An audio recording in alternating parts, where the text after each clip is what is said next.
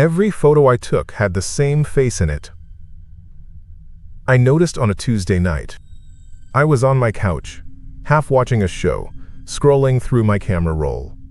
Selfies. Grocery aisle. My cat. A screenshot of a map. The face was in all of them if I looked long enough. Tiny at first. A pale oval under a shelf. A blur in the reflection of my TV. At the time, I thought it was a smudge. I wiped my screen with my shirt. Took another picture of my cat on the arm of the couch. Looked again. The face was there, in the window behind him, low and off to the side, like someone peeking. I said out loud, "No," and laughed at myself. I took a selfie right then. Dim light, my dumb face, my messy hair. In the top right corner, behind my head, in the doorway to the kitchen, a face. Not mine. Not anyone I knew.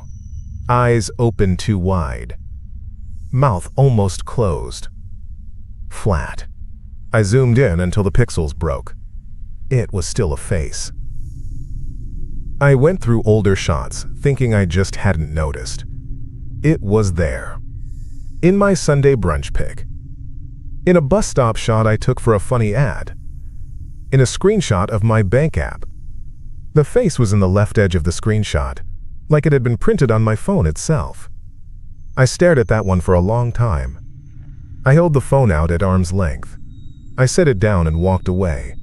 I came back. It was still there. I tried to be logical. I have always been like that. I fix printers for a living. I deal with dumb glitches. I tell people to restart things. I took a deep breath and did dumb things. Restarted. Turned off Wi-Fi. Airplane mode. Killed all apps. Put the phone in a drawer. Got my old point and shoot from the box under the sink, the one I used in college. New batteries. Memory card. I took a picture of my fridge. The face was inside the shiny handle of the fridge, stretched, but there. I swore. I borrowed my roommate's phone. "Just try this," I said. He was in the other room. "What?" "Take a picture of me." He took one. He looked at it. He frowned. "Dude, where is it?" He held it up. Over my shoulder, in the shadow by the hallway, the same face, a little clearer now. He glanced behind me. There was nothing there. He looked sick. "Man, what is that?" "I don't know." I took his phone, snapped the lamp, the wall, the TV. The face was in every shot, squeezed into whatever reflection could hold it. Sometimes, not even that. Just there, floating a little too close. We went to print one. Walgreens, 10 minutes before closing. The bored guy at the counter didn't look up from his keyboard. I sent the picture to the kiosk. We waited for the little machine to spit it out. It did. The face was in the paper. It looked even more like a person when it was on paper. Normal, like a DMV photo. There, in the reflection of the lampshade. My roommate said, "Okay, okay." I didn't sleep much. Every time I rolled over, I thought I could feel somebody in the room. I kept telling myself I was being dumb. I put the phone under my pillow, like that mattered. I dreamed about doors. In the morning, I went full test mode. I downloaded a different camera app, then another. I put the phone into airplane mode again. I pulled the SIM out. I took a picture of my breakfast toast. The face was there, and the chrome of the knife. I took a picture with my laptop webcam. Face, reflected in the dark window behind me. It had moved closer again. It was less of a blur. Hairline. A small scar on the left cheekbone. Could have been a dent in the light. I checked the photo info. The little details. The time was wrong. It said 3:17 a.m. for a shot I had taken at 9:12. The location said I was nowhere near my kitchen. It pinned me on some road in a part of the state I didn't recognize. Miles away. I shrugged it off. Glitch. We had a tour at work of a GPS spoofing device once, but that was all dumb sales talk. I took another shot. I checked again. 3:17 a.m. Again. A different set of numbers for the map. Still in the middle of nowhere. That day, the face showed in a mirror for the first time. Not in real life. I stood in the bathroom and stared at myself. Nothing behind me. Just the doorway, a towel, a laundry basket. I held up the phone and opened the camera. On the screen, over my shoulder, the face leaned in. Closer than it should have been. Close enough to smudge out my ear. I dropped the phone. It bounced on the rug. The image swung and blurred, and when I picked it up, the face was not where it should have been from that angle. It was right in the center for a second, looking back at me, as if the phone had a window I didn't. I said, "What do you want?" I don't know why I said that. The screen didn't answer. It just showed my own breathing, my mouth a line, my eyes wide.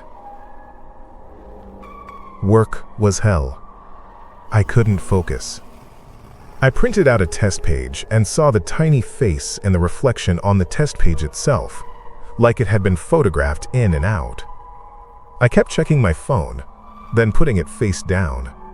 My manager, Dawn, asked if I was sick. I said, no, just tired. On my break, I posted on a forum I use, under a throwaway.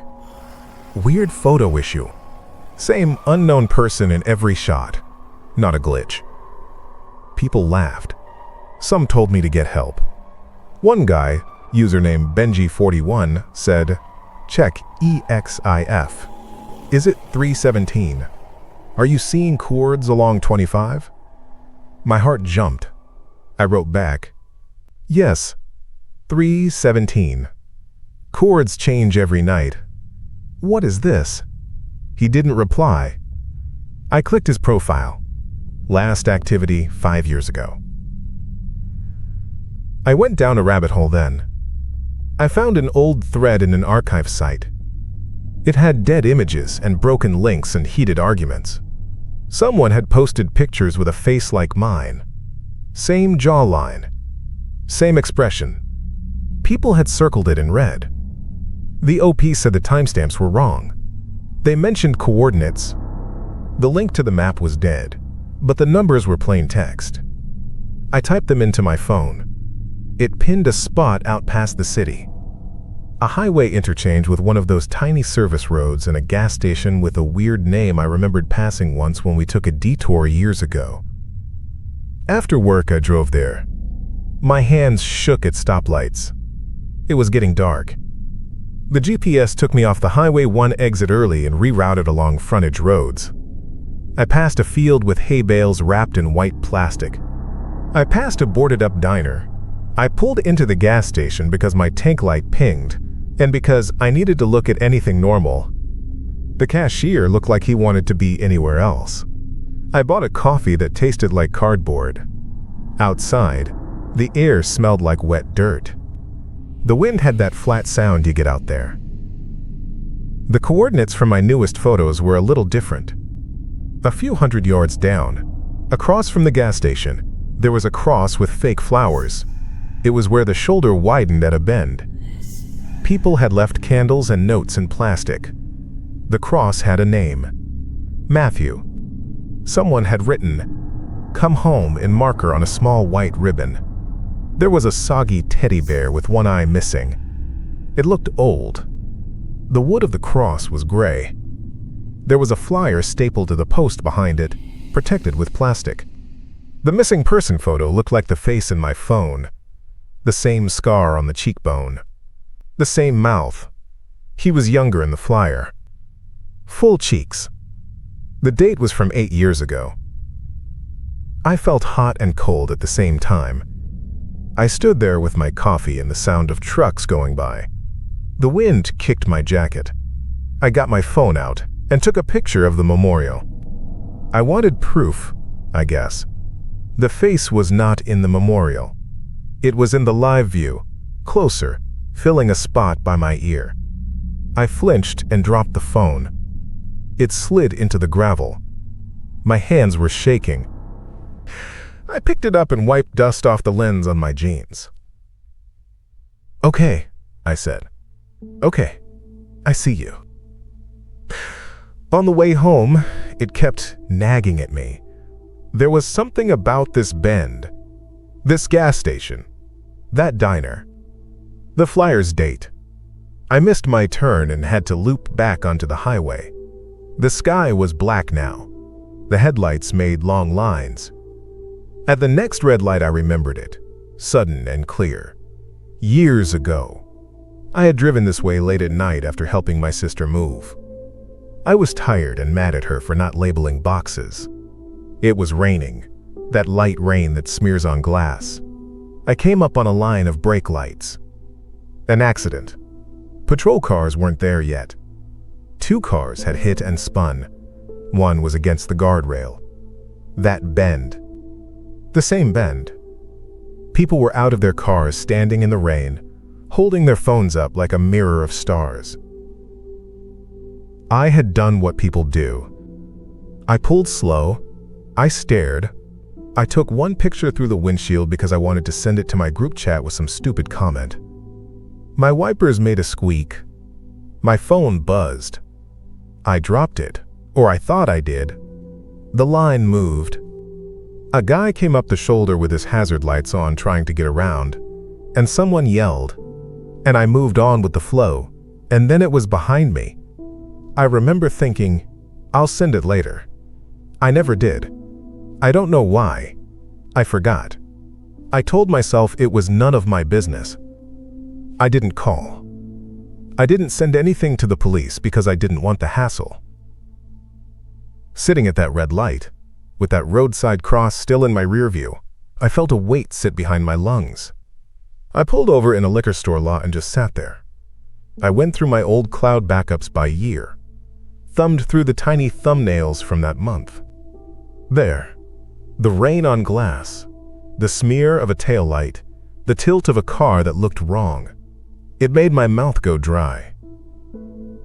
At home, I emailed the police general line like a coward. A standard form. It felt useless. While I waited for the automated thank you, I went back to the forum and clicked through the old post again. In the comments, buried, someone had put a phone number for a family member. If you have any info, call us, please. The area code matched the small town. I called with my phone on speaker and stared at the wall. It rang 5 times, and I almost hung up. A woman answered. She sounded small and tired. "Hello?" "Hi. My name is Aaron," I said. "This is random. I'm sorry. Is this Matthew's family?" Silence. Then, "Who is this?" "I think I have photos of the night I stopped. "From that corner by the station. Years ago. I never turned them in. I'm sorry. I don't know why I didn't. I'm so sorry." For a second, I thought she hung up. Then she said, "Can you send them?" "Yes. Right now." She gave me an email. I sent the shots I found in the backup. I included 3 from this week with the face in them, and the one of the memorial. My finger hovered on the screen. I hit send. I felt like I was going to throw up. I typed a little note. I told her the time stamped wrong. I told her where I remembered being. I told her I wasn't sure what it meant. She called back. Her voice shook. "I got them. Thank you. We never got a clear angle of the second car. This shows the lane. We always asked. No one ever sent anything. People stop and then go. You know? I know, I said. I had the phone pressed to my cheek. I felt stupid and selfish. I should have. It's okay. She said it quickly, like she didn't want me to argue. It's not okay, she added, softer. But we're grateful. I'm grateful. We stayed on the line while she forwarded the pictures to someone else. I could hear her computer ding. I could hear a kettle in the background. It was late. It's just me now, she said at one point, to fill the space. I do this at night. I read old emails. I keep a box on the table. You're not the first to call, but it's been a long time. I'm sorry, I said again, and the word felt thin and used up. After we hung up, I sat there with my phone in my palm, warm and buzzing with old photos and stupid apps. I wanted to smash it. I wanted to put it in the freezer. Instead, I opened the camera and pointed it at the wall. The live view was black because I had turned the light off, just a thin rectangle in the dark. Still, the screen picked up more than my eyes. Grainy shapes. The face came in slow, like it was being lit from inside my phone. Closer than ever. Filling the frame. I could see the pores on his nose. The tiny scar. He looked the way he looked in the flyer, but older. Tired. I sent them, I whispered. I don't know why I whispered. I'm sorry I waited. I'm sorry I didn't stop. I'm sorry for everything. I should have done better. The face didn't change. His eyes didn't blink. They held mine. My thumb shook on the screen. I didn't look away. It felt like a long time. It was probably a few seconds. On the screen, his mouth opened a little. Not wide. Just enough to make a shape. A word without sound. I think it was, thanks. It could have been nothing. It felt like something in my chest unhooked. The screen flickered. The live view went to normal. Just my dark wall. I took a photo. Nothing strange in it. I took another of the TV. Nothing. I went to the bathroom and pointed at the mirror. It showed me, tired and puffy. No one over my shoulder. I laughed in a way that sounded wrong, like a cough. That night, I slept. Not great, but I slept. I woke up once to my phone, vibrating with an email from the police. They asked for a statement. They thanked me. There was a line about how any information could help a case, even years later. In the morning, I made coffee and took a picture of the mug out of habit. No face. I texted my roommate a photo of the street. No face. He sent back a thumbs up and a question mark. I said, I think it's over. I printed the picture of the memorial one more time and drove it out there. I left it in a little plastic sleeve tucked behind the ribbon with the marker note. I said his name out loud because it felt right. I stood there until a truck honked at me to move my car. When I got home, I put my phone on the table and didn't touch it for an hour, just to see if I could. That was it. The pictures are normal now. If I stare at them too long, I still think I see something in the corner, but that's me. That's just how it is when you know you waited when you shouldn't have. That doesn't go away. Just before I go to sleep now, I sometimes open the camera and look at the dark and wait. There's nothing there. I say thank you anyway, so I don't forget. Then I turn it off and let it lie.